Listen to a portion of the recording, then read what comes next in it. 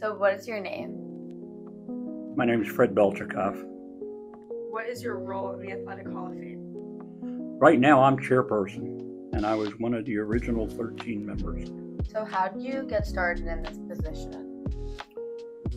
Everybody stepped back and I was the only one left forward. That's why I got chairperson now.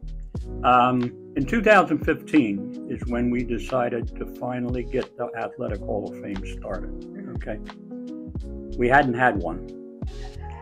And there was a number of us that had talked for years. It's got to be done.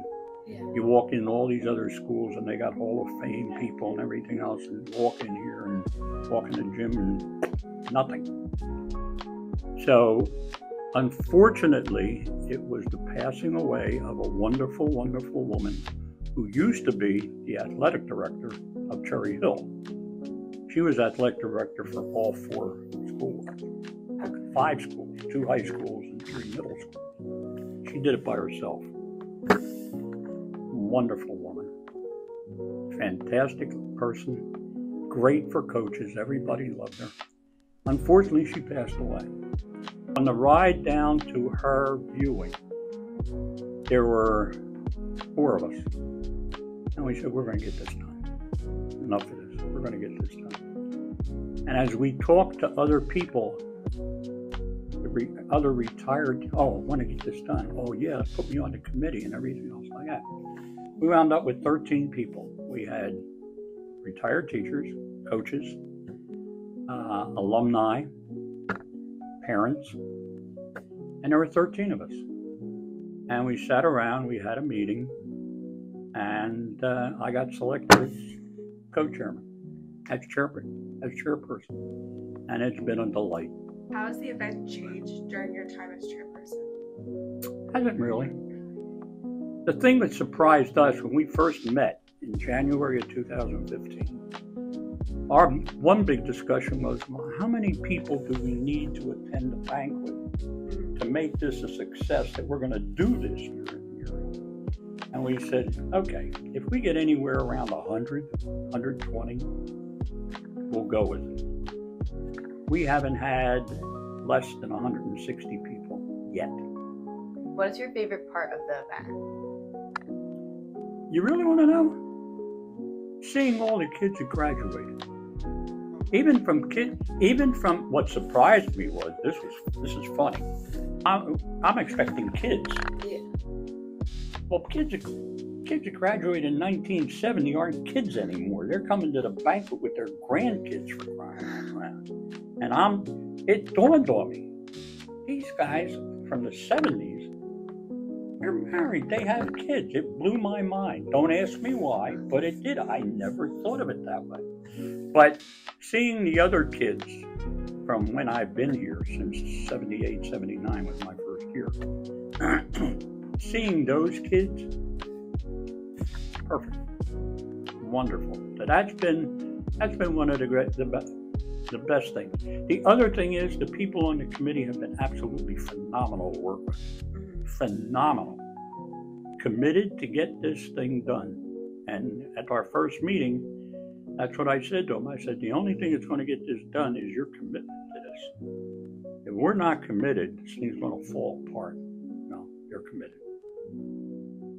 What is the criteria for an athlete to get inducted? I knew you were going to ask me. I had a feeling. You know, the funny thing is, we sat there, our first meeting in January, and we started to come up with bylaws.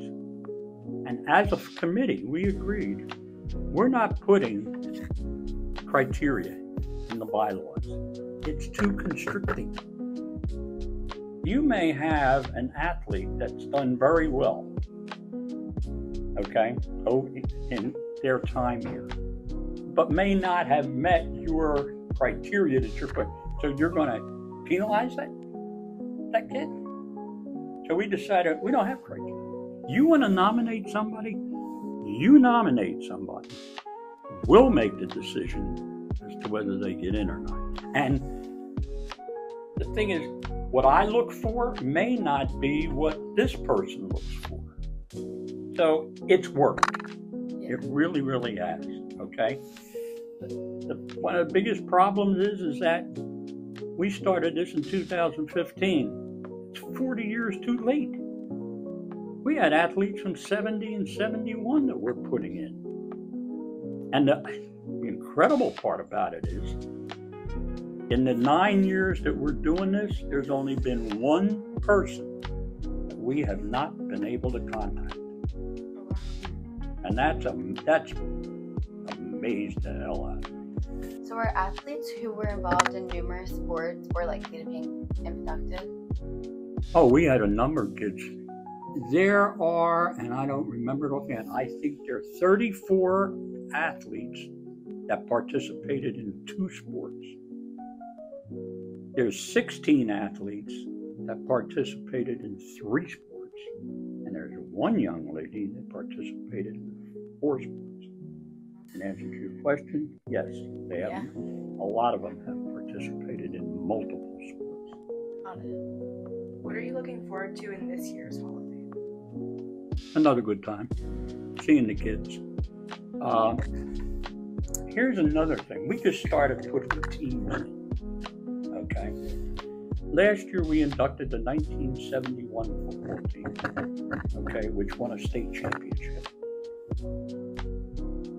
One of the guys on the football that played, I know very well, and he was inducted into the Hall of Fame. He gave me a list with names and addresses. They were all sent invites. I don't know how many come in. 13 of them showed up. 13, they used it as a reunion. This year we're inducting the 73, 74, and 75 girls gymnastics team who won 3 state championships in a row. I sent them invites. Well, right now, 9 of them are coming back. That's what the great part. They're using it as a reunion type of thing. And I think that's one of the great things about this, to bring them all back and honor what they did. So what do you think makes the event so special? Right people are running it.